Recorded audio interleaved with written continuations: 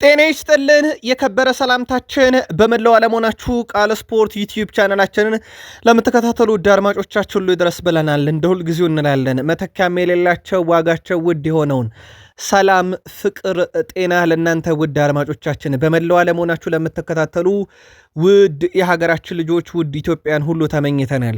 ከቃል ስፖርት ዩቲዩብ ቻናል በስፖርታዊ መረጃ ሰዓታችን ለዚህ ሰዓት በርከት ያሉ አጫጭር ስፖርታዊ ጥንቅሮችን እንደ ሁል ጊዜው ይዘን መተናል። ውድ ቤተሰቦቻችን ላይክ አድርጉን፣ አበረታቱን። ለሀሳብ አስተያየታችሁ፣ ለደጋፋችሁ፣ ለመልካም ምኞቶቻችሁ ሁሉ እናም ስለምታበረታቱን ቤተሰቦች ላይክ እንዲያደርጉም እንግዲህ በሀሳብ መስጫ ሳጥናችን ለምጽፉልንም ወዳጆቻችን ከልብ ነው የምናመሰግነው። በመረጃ ሰዓታችን አስቀድመን የባርሴሎናን ጉዳይ እናካፍላችኋለን። በሪያል ማድሪድ በኩል ወቅታዊ ጉዳዮች ሰበር ናቸው። ትልልቅ መረጃዎችን በሪያል ማድሪድን በኩል እናጋራችኋለን። የዓለም ዋንጫ ቀርቧል። ከነ አዳዲስ ነገሮቹ ከነ አዳዲስ ህጎቹ ሰበር መረጃም ይዘንበታል። አብራችሁን ቆዩን። በተወዳጁ የእንግሊዝ ፕሪሚየር ሊግ የመረጃም ሰዓታችን በርከት ያሉ አጫጭር ስፖርታዊ ጥንቅሮችን ይዘናል። እናንተን የሚያሳትፉ መረጃዎችን አስቀድመን እናነሳለን። ዛሬ የተጠናቀቀም ዝውውር ሰምተናል። በፕሪሚየር ሊጉ ከማንቸስተር ሲቲ ጋር በተያያዘ የዝውውር ጉዳዮችን፣ የቡድን ዜናና አንድ ኮከብም አላደርገውም ያለው ነገር አለ። የማንቸስተር ሲቲን ኮከብ የተመለከተ በጣም ለየት ያለ ጥንቅር በቃል ስፖርት ዩቲዩብ ቻናል ለሲቲ ደጋፊዎች ተይዟል። በቼልሲ በኩል ዣቪ አሎንሶን እናነሳለን። ከዛ ውጭ በቼልሲ በኩል አንድ ለየት ያለ የቡድን ዜናም እናካፍላችኋለን። የሊቨርፑሉ አሰልጣኝ አንዲ ኢራኦላ ሹመታቸው እንጂ የተነገረው ስራቸውን ገና አላየንም። ጄሚ ካራገር ማይኩን ጨብጦ መጥቷል። ደሞ ምን አለ የሚለውን እናስደምጣችኋለን። ከዛ ውጪ ከዙር ጋር በተያያዘ በሊቨርፑልን በኩል በስፋት ተጨማሪ መረጃዎችን ልናነሳ ወደናል። ያገኘናቸውም ትልቅ ጉዳዮች አሉ። በቃል ስፖርት ዩቲዩብ ቻናል ሊቨርፑልውያንም ስትቆዩን ትከታተሉታላችሁ። ከማንቸስተር ዩናይትድ ጋር በተያያዘ የሚፈልጉት ተጫዋች ከዝውውር ሂሳቡ በላይ ፈላጊዎቹ በዝተዋል። ተጨማሪ መረጃዎችን ይዘናል። በማንቸስተር ዩናይትድ የዝውውር ጉዳይ ላይ በዩናይትድ በኩል የ9 ቁጥር አጥቂን ጉዳይ በተመለከተ ከክንፍ አጥቂዎች ጋር በተያያዘና አንድን ዝውውር በተመለከተ ራሱ ተጫዋቹ የሚለው ነገር አለ። በጣም ለየት ያለ ሀሳብ ያነሳል። በማንቸስተር ዩናይትድ በኩል የቡድን ዜናና እነ ግሌዘርን ማንሳት ግድ ስለሚለን እናካፍላችኋለን። በአርሰናል ዝርዝር ውስጥ ያለው ተጫዋች እንደሚቀርብለት ገንዘብ ይወሰናል ተብሏል። አርሰናል ምን ያህል ገንዘብ ያቀርባል ለዚህ ለሚፈልገው ተጫዋች የሚለው ይጠበቃል። የ9 ቁጥር አጥቂ በውሰት ስለሚለቁት ተጫዋች፣ በቋሚነት ክለቡን ይለቃልም ስለሚባል ተጫዋችና የቡድኑን ኮከብና ከዋክብት ከአርሰናል ጋር በተያያዘ የቡድን ዜናን በስፋት ይዘናል። ላይክ ካረጋችሁ ለኛ በቂ ነው። በዛ ላይ ደግሞ በሀሳብ መስጫ ሳጥናችን ላይ ሚዲያውን ለማበረታታት ለምታደርጉ ጥረት ግን በርካቶቻችሁን ማመስገን እንፈልጋለን። በተለይም ተመልካቾች ላይክ እንዲያደርጉ የምታበረታቱ ወገኖቻችን በእውነት ከልብ ነው የምናመሰግነው። ቃል ነኝ። እስከ ፕሮግራማችን ፍጻሜ አብራችሁን ቆዩን። በባርሴሎና እንጀምር። ላሚን ያማል የ2025/26 የውድድር ዓመት የላሊጋ የዓመቱ ምርጥ ሽልማት ወይም የዓመቱ ምርጥ ተጫዋች ሽልማትን አሸንፏል። በላሊጋው በጣም አስደናቂ ጊዜን ያሳልፏል። ከባርሴሎና ጋር በተከታታይ የውድድር ዓመት ቡድኑ ሻምፒዮን ሲሆን የእሱ ግቦችና የእሱ አሲስቶች በጣም ያስፈልጉ ነበረ። በዚህም የውድድር ዓመት በርካታ ግቦችን በላሊጋ ካስቆጠሩ የባርሴሎና ተጫዋቾች ግንባር ቀደሙ እንደነበረ ይታወቃል። የዓለም ዋንጫም ተሳትፎ ከሀገሩ ጋር ይጠበቃል። ምንም እንኳን በወዳጅነት ጨዋታ ሲጫወት ባናየውም በተጫዋቹ በኩል ለጥንቃቄ ተብሎ የተደረገ ነገር ነው ተብሏል። በዓለም ዋንጫ ላይ ሀገሩን ይወክላል ተብሎ ይጠበቃል። በላሚን ያማል ምክንያትም ስፔን በሄደችበት ርቀት በእርግጥ በርካታ በስፔን ብሔራዊ ቡድን ውስጥ በርካታ የባርሴሎናም ተጫዋቾች እንዳጠቃላይ በብሔራዊ ቡድንም ደረጃ 16 ተጫዋቾችን አስጠርተዋልና በርካታ ያለ ገንዘብም የሚያገኙበት አጋጣሚ ነው። በነገራችን ላይ ባርሴሎና ላሚን ያማል የላሊጋው የዓመቱ ምርጥ ተብሏል።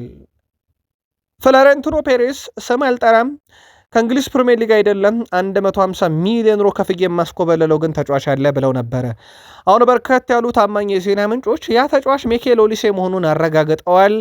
እናም እሳቸው 150 ሚሊዮን ዩሮ የሚያቀርቡት ለሚኬል ኦሊሴ የፊታችን ማክሰኞ ነው ይላል የፋብሪዚዮ ሮማኖም ዘገባ።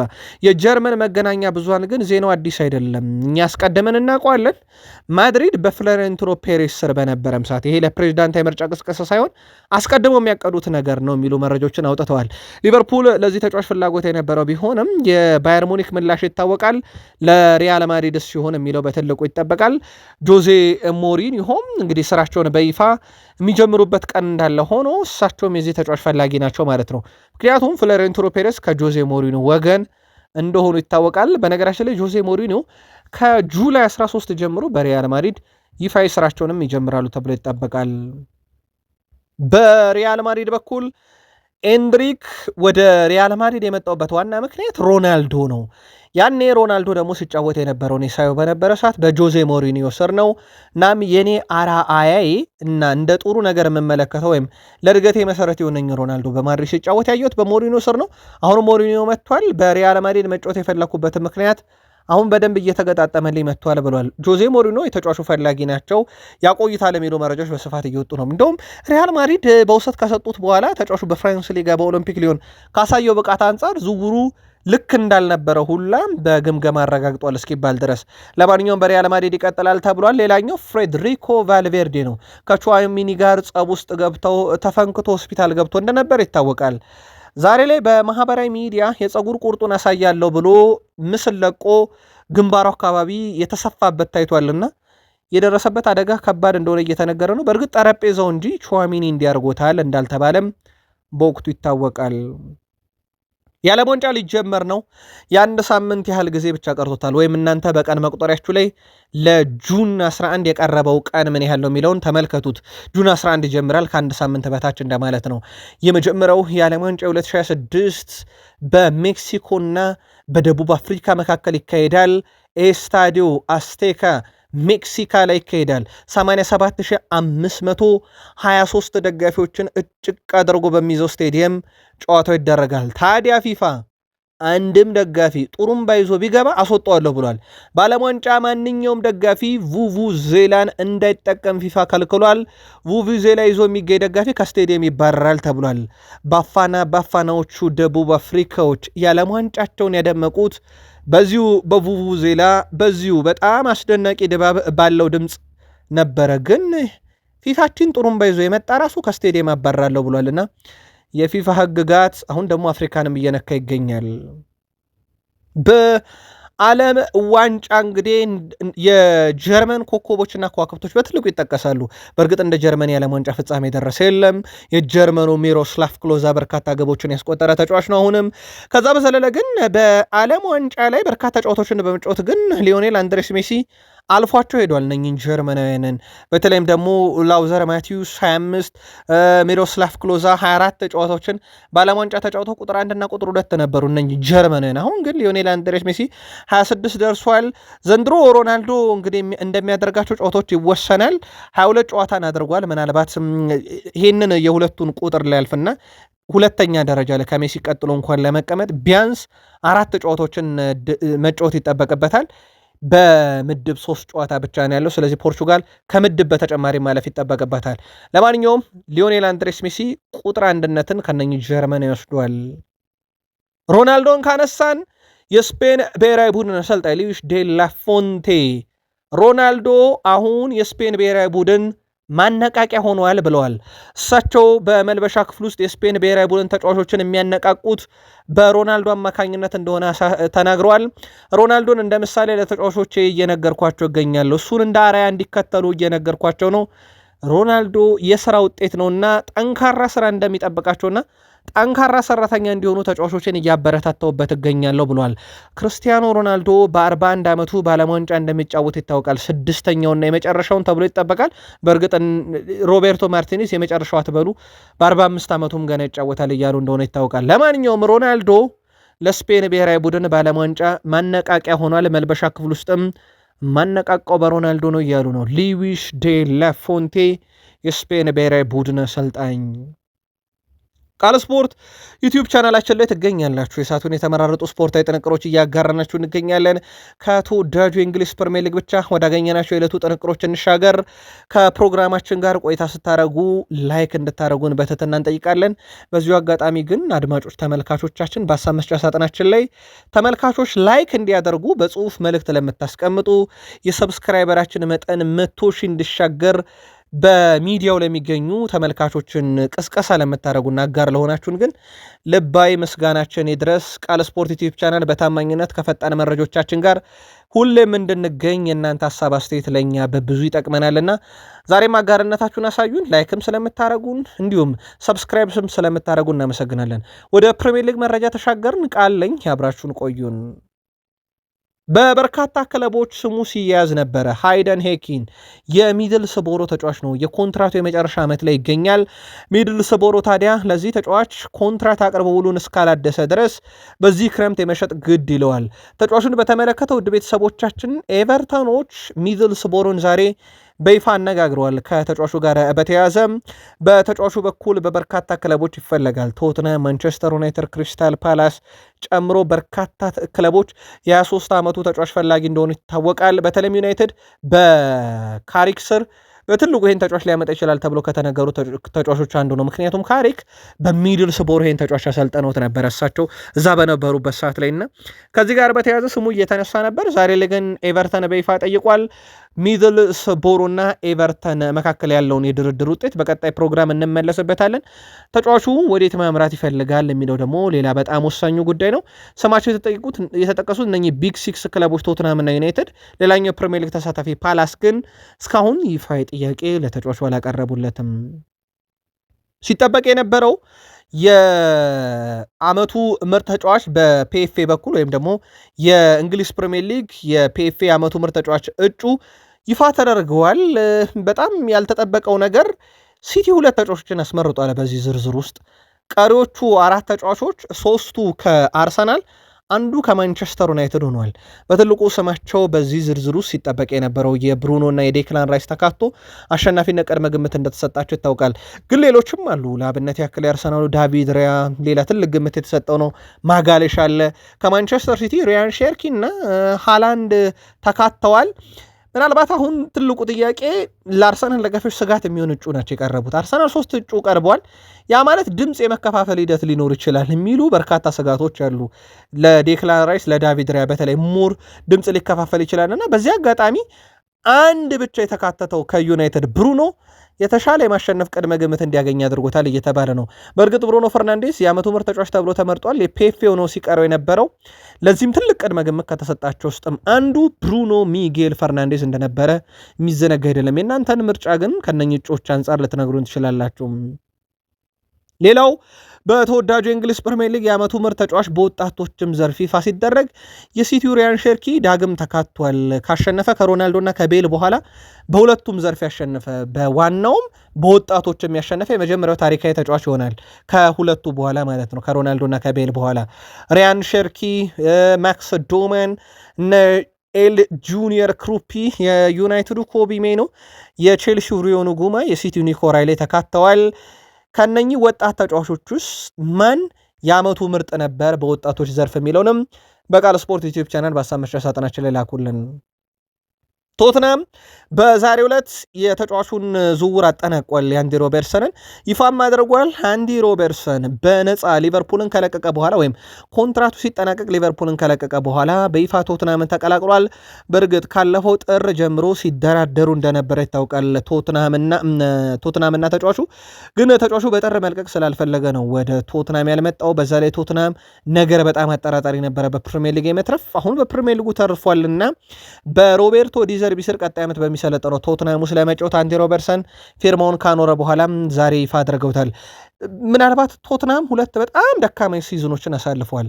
አሁን የተሾሙት ሰው ግን ሮቤርቶ ዲዘርቢ የፕሪሚየር ሊግ ልምድ ያላቸው፣ ባጫወት ስታይላቸው በበርካቶች የሚደነቁ፣ ለትልልቅ ክለቦች አሰልጣኝነት እጩ የነበሩና የታጩ አሁን በተለምዶ ቢግ ሲክስ ከሚባሉት በቶትናም የተገኙ ናቸውና ቶትናም በራሱ በትልቁ እንዲጠበቅ የሚያደርግ ሲዝን ይሆናል። በእንግሊዝ ፕሪሚየር ሊግ የመረጃ ሰዓታችን ሲቲን እናንሳ። የበርካታ የዜና ምንጮች የፊት ገጽ ላይ ማንቸስተር ሲቲ ኤሊዮት አንደርሰን ነገር ካልሆነለት ሳንድሮ ቶናሊ ላይ ዋና አማራጭ አድርጎ ይቀጥላል የሚል ነው። በርካታ የሲቲ ደጋፊዎች በቃል ስፖርት ዩቲዩብ ቻናላችንም ላይ የሳንድሮ ቶናሊ አድናቂ ሆነው መጥተዋልና ሳንድሮ ቶናሊ ቢፈርም ሞር የተሻለ ነው። በተለይም ደግሞ የ6 ቁጥር ሚናን ለመወጣት የሮድሪም ነገር በጣም አጠራጣሪ ሆኗልና የሳንድሮ ቶናሊ ነገር በርካታ ሲቲያን አሁን እየደገፉት መጥተዋል። ከዛ ውጪ የጆሽኳ ግቫርዲዮልን ጉዳይ በተመለከተ አሁን ሲቲዎች ወደዱም ጠሉም የሪያል ማድሪድን ፕሬዝዳንታዊ ምርጫ መጠበቅ አለባቸው። ግን ለሲቲ ሁለቱም ፕሬዝዳንት ጠቃሚ ፕሬዝዳንት ይሆናሉ ተብሎ አይታሰብም። ምክንያቱም ፍሎሬንቲኖ ፔሬዝም ሊያስኮበልሉ የሚችሉት ተጫዋች ለላብነት ያክል ጆሽኳ ግቫርዲዮል ከሲቲ ኤንሪኬ ሪኬልሚ ካሸነፉ ደግሞ ሊያስኮበልሏቸው የሚችሉት ስም ጠቅሰው ነው ሃላንድ እና ሮድሪ ናቸው ማለታቸው ይታወቃልና ሁለቱም ለሲቲ የሚበጁ አይነት ፕሬዝዳንት አይደሉም ከሲቲ ተጫዋች ለማስኮብለል። በእርግጥ ተጫዋቾቹ ፍላጎታቸው አንድ ሲቲ የሚያቀርበው የዝውውር ሂሳብ ለዝውውሮቹ ትልቅ ሁነት ሊሆኑ ይችላል፣ ወይም ዝውውሮቹ እንዲፈጸሙ እንዳይፈጸሙ ሊያደርጉ ይችላሉ። ጆሽኳ ግቫርዲዮል በማድሪድ ዝርዝር በፍሎሬንቲኖ ፔሬዝ እጩ ተጫዋችም ነው። አንቶኒዮ ሴሜኒዮን በተመለከተ ለማንቸስተር ሲቲ እየተጫወተ ነው። በጣም ድንቅ ጊዜን አሳልፈዋል። በጥር ነው የመጣው። ከሲቲ ጋር 2 ዋንጫዎችን አሳክቷል። የካራባው ካፕና ኤፍኤ ካፕን ጥሩ ጅማሮን ያደርጓል። በእርግጥ ዓመቱን ሙሉ በጣም ጥሩ ሲዝን ነበር ያሳለፈው ከበርነማውዝም ጋር። ተጫዋቹ ለእንግሊዝ ብሔራዊ ቡድን ዜግነት ቀይሬ አልጫወትም ብሏል። በእንግሊዝ ፕሪሚየር ሊግ የደመቀው አንቶኒዮ ሴሜኒ ለጋና እንደሚጫወት ይታወቃል። ለእንግሊዝ መጫወት የሚችልበት እድል አለ፣ ነገር ግን ፈጽሞ አላደረገውም። ጋናን ትቼ ለእንግሊዝ አልጫወትም ሲል ሲደመጥ፣ ራያን ሼርኪን በተመለከተ ደግሞ በታሪክ የምንጊዜ ምርጡ ክርስቲያኖ ሮናልዶ ነው፣ እሱን እያየው ነው ያደግኩት፣ እሱ ትክክለኛው አርአያ ነው ሲል ተደምጧል። ያንን ፎቶ የተነሳበትን መንገድ በተመለከተ በቃል ስፖርት ዩቲዩብ ቻናላችን ላይ ምክንያቱ ከኋላ የነበረችውን ሚኒስተር ላለመከለል ብዬ ነው ማለቱም ይዘነጋ አይደለም። ራያን ሼርኪ ዣቪ አሎንሶ በቼልሲ ስራውን ጀምሯል። ከቴክኒካል ስታፎች ጋር በመሆን የቼልሲን የልምምድ ማዕከልን ጎብኝቷል። በቼልሲ አወቃቀር ዙሪያም ውይይቶችን አድርገዋል። ከዝውውር ጋር የተያዙ ንግግሮች ደግሞ ከቦርዱ ጋር እያደረገም እንደሆነ ተረጋግጧል። አሎንሶ በቡድን ውስጥ ቀጣይ የሚፈጽማቸውን ስራዎች ወይም ደግሞ የእሱን ስራዎች ያቀሉለታል የተባሉ ሁነቶችን ይደረጉለት ይፈጸሙለት ዘንድም ከቦርዱ ጋር ውይይት አድርጓል። ዣቢ አሎንሶ በይፋ ከደጋፊዎች ጋር የመታወቅ ሂደቱ በሚቀጥሉት ጥቂት ሳምንታት ውስጥ ይፋ ይደረጋል ተብሏል። አብዛኞቹን ስራዎቹን ግን ጀምሯል። ሞር ቼልሲያን የሚጠብቁት ዝውውር ላይ ነው። እነማንን ያመጣል፣ እነማንን ከክለቡ ይቀንሳል የሚለው ነው። በቅናሹ ጉዳይ ላይ ቀድሞም የነበሩ በርካታ የሚቀነሱ ተጫዋቾች አሉ። እነ ባድሻሊን ጨምሮ በርካታ የሚጠቀሱ እነ ዲሳሲን ጨምሮ። ከዛ ውጪ ግን የነ ኤንዞ ፈርናንዴዝ የነ ኩኮሪያ ጉዳይም ስላለ በዝውውር ጉዳይ ላይ በትልቁ የሳቸው ውሳኔና የቀድመ ውድድር ዝግጅት በትልቁ ይጠበቃል። ቼልሲ ቤት የሰማናቸው ትልቅ ዜናዎች ውስጥ አንደኛው ለ45 ዓመታት ያክል የቼልሲን የጎል ሪከርድ ይዘው ታሪካዊ ሌጀንድ ቦብ ታም ብሊንክ በዛሬው ዕለት ህይወታቸው አልፏል። የቼልሲ እግር ኳስ ክለብ የምንጊዜም ታላቅና ታሪካዊ ተጫዋቾች ውስጥ አንዱ ነበሩ። ቦቢ ታምብሊንግ በ84 ዓመታቸውን ህይወታቸው ያለፈው በቼልሲ በኩል ታሪካዊ ተጫዋቻቸውን ዘክረዋል። በቼልሲ መለያ 202 ግቦችን አስቆጥሮ ነበረ። በ2013 ግን ፍራንክ ጄምስ ላምፓርድ እንግዲህ ሪካርዱን ወስዶባቸዋል። 45 ዓመት የተያዘውን ሪካርድ እሳቸውም ያኔ ፍራንክ ላምፓርድን በክብር እንግዲህ ሪካርዱን ስለሰበረ የወርቅ ጫማ ሲበረከት እሳቸው ነበር የሰጡት። ለማንኛውም በዛሬው ዕለት የቼልሲ ታሪካዊ ሰው ህይወታቸው አልፏል። ኢራኦላ ሊቨርፑልን ለማሰልጠን አንዱን መስፈርት ነው የሚያሟላው ሚለን ጄሚ ካራገር ነው። ለመሆኑ የአንዲ ኢራኦላ ሹመት በሊቨርፑልያን ዘንድ እንዴት ይታያል ብለን በቃል ስፖርት ዩቲዩብ ቻናል በርካቶችን ጠይቀን ሁሉም የግል ምልከታውን እያጋራን ነበረ። የቃል ስፖርት ዩቲዩብ ቻናል ቤተሰቦቻችን ጄሚ ካራገር ደግሞ የቀድሞ ሊቨርፑል ተጫዋች አንዲ ኢራኦላን እሰጋለሁ ብሏል። ጄሚ ካራገር በንግግሩም አንዲ ኢራኦላ ሊቨርፑልን ለማሰልጠን ከሚያስፈልጉ መስፈርቶች መካከል ብዙዎቹን አያሟላም ብሏል። አሰልጣኙ የሚያሟላው አንዱን ብቻ ነው ሲልም ጨምሯል። አንዲ ኢራኦላ ወደ ሊቨርፑል እንዲያመራ ያስቻለው ምክንያት ከኤርገን ክሎፕ ጋር ተቀራራቢ የጨዋታ ስልት አለው የሚለው ነው። ከዛ ውጭ ግን ለሊቨርፑል የሚሆን አሰልጣኝ ነው የሚለው ላይ ስጋት አለኝ። እውነት ነው፣ ከክሎፕ ጋር ባጮት ይመሳሰላሉ ብሏል ጄሚ ካራገር። የሊቨርፑል ሰዎች ክሎፕን የመሰለ ብለው ካመጡት በኋላ ነገር ግን እጠራጠረዋለሁ እያለ ነው ክሎፕንም ቢመስል። የቃል ስፖርት ዩቲዩብ ቻናል ቤተሰቦቻችን ሊቨርፑልያን የእናንተስ ምልከታ ጻፉልን። አንዲ ኢራኦላ ወደ ሊቨርፑል መምጣታቸውን ተከትሎ በበርካታ ክለቦች ሲፈለጉ የነበሩ የበርንማውዝ ኮከብና ከዋክብቶች ወደ ሊቨርፑል ሊያመሩ ይችላሉ የሚሉ መረጃዎች አሁን እየወጡ ነው። እንደ ሪያን ያለ ተጫዋች ስሙ በስፋት እየተነሳ ነው። በመጀመሪያዎቹ 15 ጨዋታ 5 ጎሎችን በማስቆጠር በፕሪሚየር ሊጉ የመጀመሪያ ዓመቱ ላይ በጣም ድንቅ ነበረ። ሊቨርፑል ሳላን አጥቷል። የማጥቃት አማራጩ በጣም ቁጥሩ ቀንሷል። ስለዚህ የማጥቃት አቅሙን ለመጨመር በሚያደርገው ጥረት ላይም እንደነ ሪያን እንደነ ኤል ጁኒየር ክሩፕ ያሉ ተጫዋቾች በገበያውም ላይ ስማቸው በስፋት እየተነሳ ነው። ምናልባት የአንዲ ኢራኦላ ደግሞ ወደዚህ መምጣት ከበርንማውዝ የሚያስኮብላቸው ተጫዋቾች ሊኖሩ ይችላሉ። በእርግጥ ይሄ የተለመደ ነው። አሰልጣኞች ክለብ ሲቀይሩ ቀድመው የነበሩበት ክለብ ላይ ለነሱ ስትራቴጂና ታክቲክ በጣም ወሳኝ ናቸው ያላቸውን ተጫዋቾች አብሮ ይዞ በመምጣት ይታወቃሉ፣ ከአሰልጣኝ ስታፍ አባላቶቻቸው በተጨማሪ። ለማንኛውም የበርንማውዙ ሪያንም ስሙ ከሊቨርፑል ጋር መያያዝ ጀምሯል። ሌፕዚግ ጋር በያንዲዮ ሜንዲ ጉዳይ ድርድር ላይ የከረመው ሊቨርፑል በዋጋው ሊስማማ አልቻለም። 100 ሚሊዮን ፓውንድ በላይ የሚጠየቅበትን ተጫዋች ለማምጣትና ሳላን እንደ ቡድን ለመተካት በሚደረገው ጥረት ላይ በትልቁ ስሙ የሚነሳው ተጫዋችን በተመለከተ ነገሮች በጣም ውስብስብ ሆነዋል። ለፓሪሰን ጀርሜን መጫወት ህልሜ ነው ያለው ተጫዋች ለፓሪሰን ጀርሜን ይጫወት ዘንድ ከፓሪሰን ጀርሜን አልተጠየቀም ጥያቄ። ሊቨርፑል ግን ጠይቋል። ሊቨርፑል ትልቅ ችግር እየገጠመውም ያለው አሁን ካረቤ ሌፕዚግ ነው። ሌላ ከሊቨርፑል ጋር ስሙ ሲያያዝ የነበረው ናትናኤል ብራውንን በተመለከተ ከፍሎሪያን ቪርትዝ ጋር ጥሩ ግንኙነት አለኝ ብሏል። በሜዳም ላይ እርስ በርሳችን በደንብ እንረዳዳለን። አሁንም ማሻሻል የምንችላቸው 1 ወይም 2 ነገሮች አሉ። ከእሱ ጋር መጫወት በጣም አስደሳች ነው ብሏል እና ምናልባት እሱ የሚጫወተው በብሔራዊ ቡድን ደረጃ ጥቂት ጨዋታ ነው። በሊቨርፑል ነው ዳግም ሊገናኙ የሚችሉ። በሊቨርፑል ዝርዝር ውስጥ ያለው ተጫዋችም የሊቨርፑልን ኮከብ እያወደሰም እያሞካሸም ነው። በዩናይትድ በኩል አጥብቀው ሲፈልጉት የነበረውን ማቲያስ ፈርናንዴስን የዌስትሃም ዩናይትድ የ80 ሚሊዮን ፓውንድ ጥያቄ እንዳለ ሆኖ የፈላጊ ቁጥር አሁን ከፍ እያለ ነው። ፓሪሰን ጀርሜን ነበር። አሁን ደግሞ ጆዜ ሞሪኒዮ በቼልሲ መንበረ ስልጣናቸውን በሪያል ማድሪድ መንበረ ስልጣናቸውን ሲረከቡ ወደ ቡድኑ እንዲመጡላቸው ከሚፈልጉ ዝርዝር ውስጥ ይህን ተጫዋች አካቶታል ይላል የማርካ ዘገባ። ማቲያስ ፈርናንዴዝ በጣም ከሚደነቁ የአማካይ ስፍራ ተጫዋቾች አንዱ ሆኗል በዌስትሃም ያሳየው ነገር። ማንቸስተር ዩናይትድ ደግሞ ይሄ በበርካታ ክለቦች የሚፈለገውን ተጫዋች ከኤሊዮት አንደርሰንም ከኦሪዮል ቹዋሚኒም በላይ ወደ ቡድኑ ለማምጣት አቀደው ነበር። እነ ኦሪዮል ቹዋሚኒም እነ ኤሊዮት አንደርሰንም በዝውውር ሂሳቡ ላይ በጣም ከፍተኛ ነው የተጠየቀው። በእርግጥ ሲቲ ኤሊዮት አንደርሰንን ለማምጣት ያደረገው ጥረት እንዴት እንደከበደው ይታወቃልና ዩናይትድ ማቲያስ ፈርናንዴዝ ላይ ጥረት ቢያደርግም የዝውውር ሂሳቡ ከፍተኛ መሆኑ መጋነን ከዌስትሃም ጋር የተፎካካሪዎች ብዛት ከፓሪሰን ጀርሜን እስከ ሪያል ማድሪድ መድረስ ዝውውሩን አጣብቂኝ ውስጥ ከቶታል።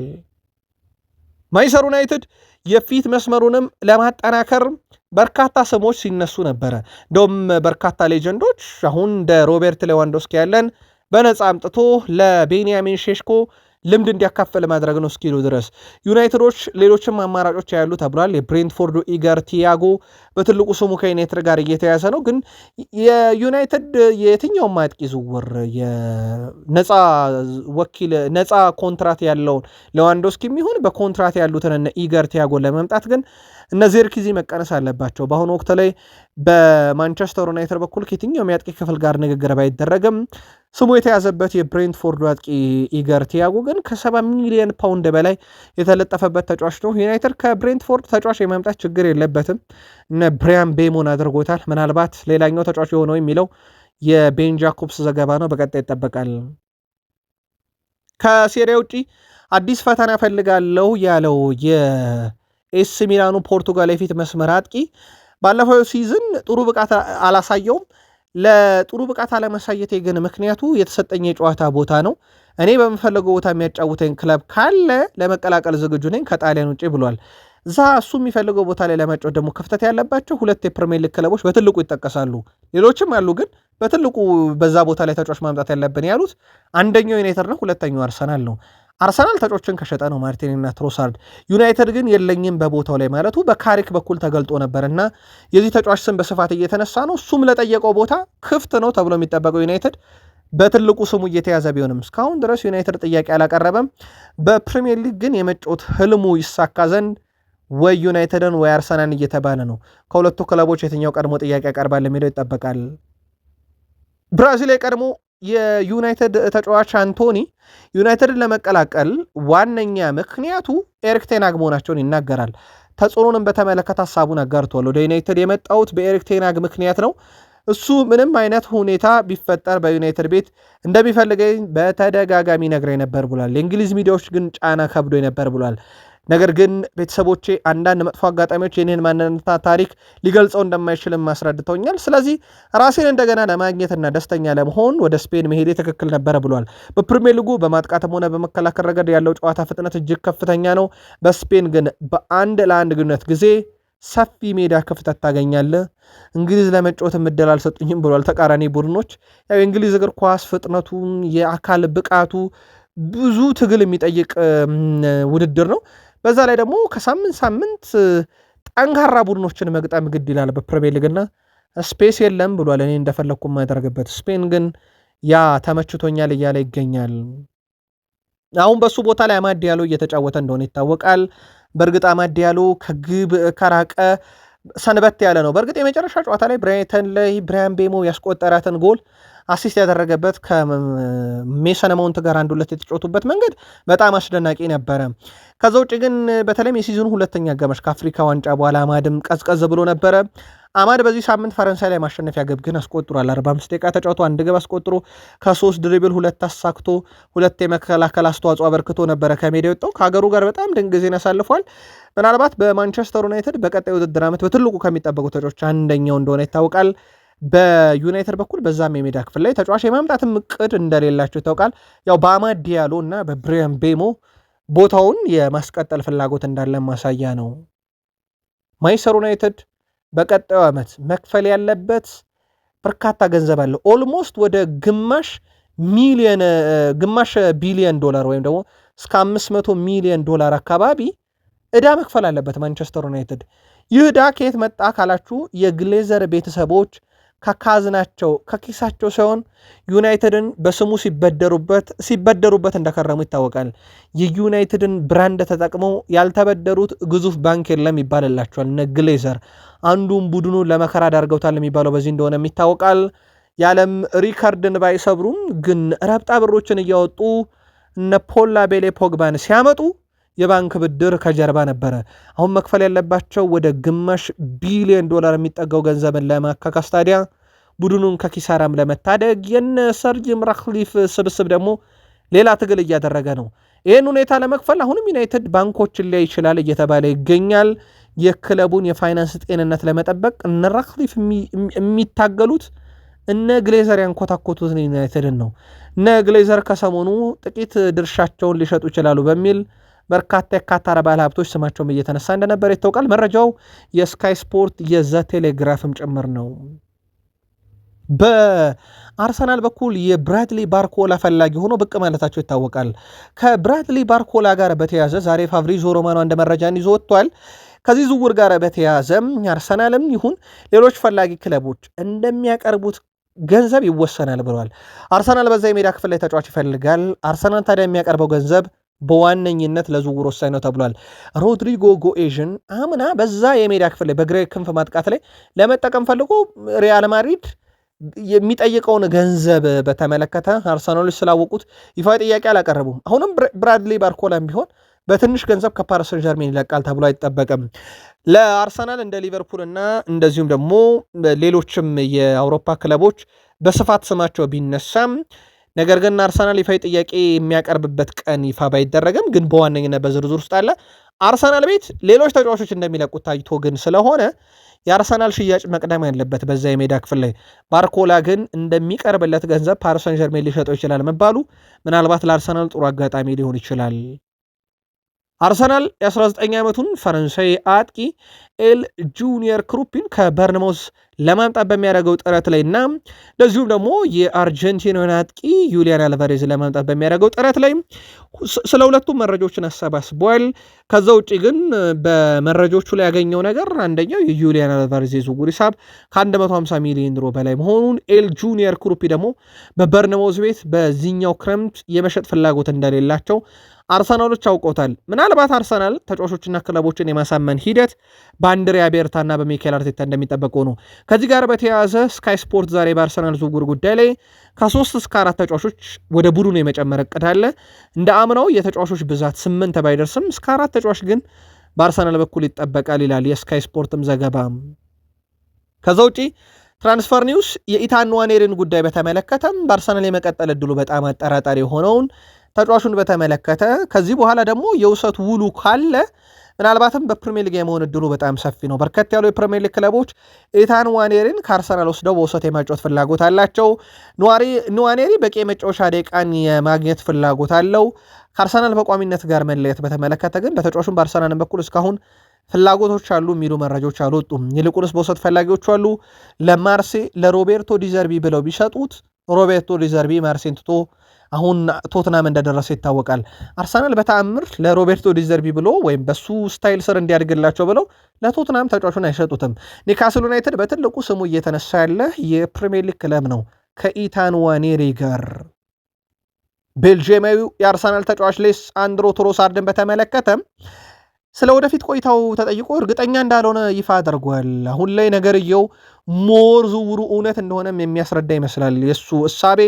አሁንም የአርሰናል ተጫዋች ነኝ ያለው ትሮሳርድ ስለ ቆይታ ክረምት ላይ የሚፈጠረውን እናያለን፣ ግን እርግጠኛ አይደለሁም ብሏል። በአርሰናል መቆየቴን ሌሳንድሮ ትሮሳርድ አርሰናል ሊያውቁ ከሚችሉ ተጫዋች መካከል አንዱ መሆኑ ሲዘገብ የቱርክ ክለቦች በስፋት ስማቸው እየተነሳ እንደነበረ ይታወቃልና እሱ ራሱ ዛሬ በደንብ ማረጋገጫ የሰጠበት ይመስላል። ሌላኛው ወጣቱ ተጫዋች ማክስ ዶማንን ፈላጊ ክለቦች በርከት ብለው መጥተዋል። አርሰናል ግን በውሰትም ቢሆን እንደማይሰጡት አረጋግጧል። የእንግሊዝ ፕሪሚየር ሊግ ሻምፒዮኑ፣ የአውሮፓ ሻምፒዮንስ ሊግ ፍጻሜ ተፋላሚ፣ የፒኤፍኤ ዓመቱ ምርጥ ታዳጊ ተጫዋች እጩ፣ በአርሰናል ታሪክ በእድሜ ትንሹ ግብ አስቆጣሪ፣ በፕሪሚየር ሊግ ታሪክ በእድሜ ትንሹ ጎል አስቆጣሪ፣ በአርሰናል ታሪክ በእድሜ ትንሹ ቋሚ ተሰላፊ፣ በሻምፒዮንስ ሊግ ታሪክ በእድሜ ትንሹ ተጫዋች ማክስ ዶማን በበርካታ ክለቦች ቢፈለግም አርሰናል ግን በቀጣይ ውድድር ዓመት የቡድኑ አካል አድርጎ ያስቀጥለዋል። በዘንድሮ አርሰናል ውስጥ በጣም ጥሩ ፎርም የነበራቸው በየሜዳ ክፍሉ ተጫዋቾች ልንጠቅስ እንችላለን። ድሪብል ላይ ትኩረት እናደርግ ወይም ተጫዋቾችን ሸውዶ ማለፍ ኢዜ በጣም ስኬታማው ሆኗል። በዚህ ዓመት ነው ክለቡን የተቀላቀለው። ማርቲኔሊና ሳካ ይከተሉታል። እንደ ቪክተር ዮኬሬሽ ደግሞ ኳስን ቶሎ ቶሎ የሚነጠቅ አርሰናላዊ የለም። ቲምበር ሁለተኛ፣ ሌሳንድሮ ትሮሳርድ በሶስተኝነት ተቀምጠዋል። ምናልባት በዚህ ዝርዝር ውስጥ ጥያቄ የተነሳባቸው ተጫዋቾች ይነሳሉ። ቪክተር ዮኬሬሽ ይነሳል አንደኛው። አርሰናል እሱን ይዞ ሻምፒዮንስ ሊግ ፍጻሜን መጫወት አይችልም ብለው በርካታ ሌጀንዶች ከፍጻሜ ጨዋታ በኋላ ስሙን ካነሱት ተጫዋች አንደኛው ነው። ሌሳንድሮ ትሮሳርድ ደግሞ ለገበያ የቀረበው ነው። ከዛ ውጪ በአርሰናል በኩል ቀጣይም ዓመት ሻምፒዮን አለ በሚለው ጉዳይ ላይ እነ ስኮልስ እርግጠኛ አይደለንም ብለዋል። የጋርዲዮላ ቡድን ምንም ጥያቄ የለውም ባለፉት 10 ዓመታት ውስጥ በሻምፒዮንነት ማግስታቸው ብዙ ካልተቸገሩ ክለቦች በእርግጥ ባለፉት 2 ዓመት ተቸግሯል፣ ግን ባለፉት 10 ዓመታት ውስጥ በጣም የተሻለ ንጻሬ የነበረው ሲቲ ነው ዋንጫ በበላባቸው ዓመታት። ይህንን ለ4 ተከታታይ ዓመት በልቶ አሳይቷል። ሊቨርፑል ግን በጣም ሲቸገር አይተናል። ቼልሲ ሲቸገር አይተናል። ሌስተር ሲቲ እንዴት እንደተንኮታኮታ አይተናል ሻምፒዮን በሆነ ማግስት። ቼልሲ እና ሌስተር ሲቲ እንደውም አሰልጣኝ እስከ ማሰናበት ደርሷል በሻምፒዮን ማግስታቸው 2015-16 የነበሩ ሲዝን እናስታውሳለን። አሁን ሊቨርፑልም ሻምፒዮን የሆነ አሰልጣኙን አሰናብቷል። አርሰናልስ የሚሉ ጥያቄዎች አሉ። በርካቶች አርሰናል ክረምት እንደሚፈጽመው ዝውውር ይወሰናል እያሉ ነው። ምናልባት አርሰናል እንደ ሲቲ በወጥነት ይቀጥላል ወይንስ እንደ ሌሎቹ ክለቦች እንኮታኮታል የሚለውን ግን የእናንተን እግር ኳሳዊ እይታ በሀሳብ መስጫ ሳጥናችን ልላኩልን። በቪክተር ዮኬሬሽም በነ ኑኖ ማዱኬም በኩል ግን ዘንድሮ ያደረግነው ነገር በአንድ ዋንጫ ነው፣ ቀጣይ ግን በ2-3 ዋንጫ ይደገማል እያሉ ነው። ቪክተር ዮኬሬሽም ይሄን ነገር ደግሞታል። በሚቀጥለው የውድድር ዓመት ድል የምናከብረው በአንድ ዋንጫ ብቻ አይደለም እያለ ነው። ከዛ ውጪ ዳቪድ ሪያን በተመለከተ የዘንድሮ በጣም አነጋጋሪ ተጫዋች፣ በግብ ጠባቂ ቦታ ላይ ደግሞ በጣም ልዩ አጋጣሚ ነው ዘንድሮ ለሱ የወርቅ ጫማን ለሶስተኛ ጊዜ ወሰደበት ነው። ከዳቪድ ሪያ ጋር በተያዘ 2026 የዓለም ዋንጫ የስፔን ብሔራዊ ቡድን ቋሚ ግብ ጠባቂ እሱ ነው እየተባለ ነው። በስፔን በኩል ኦፊሻል መግለጫዎችን እየተጠባበቀ እንገኛለን። በርከት ያሉ የስፔን መገናኛ ብዙሃን ግን አትጠራጠሩ እሱ ነው የስፔን ብሔራዊ ቡድን ዘብ የሚሆነው እያሉ ነው። በጣም ድንቅ የውድድር ዓመት አሳልፏል። የፒኤፍኤ ዓመቱ ምርጥ ተጫዋች እጩ እንደሆነም ይታወቃል። ቃል ስፖርት ላይ ናችሁ። እውነት ነው ከእናንተ ከማይቀነሰው የላይክ በተን ለእኛ በብዙ ያግዘናልና ላይክ አድርጉን፣ አበረታቱን። ሀሳብ አስተያየት እንቀበላለን፣ እናነባችኋለን። ከዛ በዘለለ ውድ የቃል ስፖርት ዩቲዩብ ቻናል ቤተሰቦቻችን ለ100,000 ሰብስክራይበር ጉዞ ጀምረናል። በእናንተ ውድ አድማጮቻችን አነሳሽነትና ተነሳሽነት ለ100,000 ሰብስክራይበር ጉዟችን አጋር እንድትሆኑም በድጋሜ እየገለጽን ሰብስክራይብ አድርጋችሁ የደወል ምልክቷን ስትጫኑ መረጃዎች ወዲያው ይደርሳችኋል። ቃል ስፖርት ዩቲዩብ ቻናል ጥቂት ደቂቃዎችን ቆይተን ተጨማሪ መረጃ ይዘን እንምጣ። አበቃን።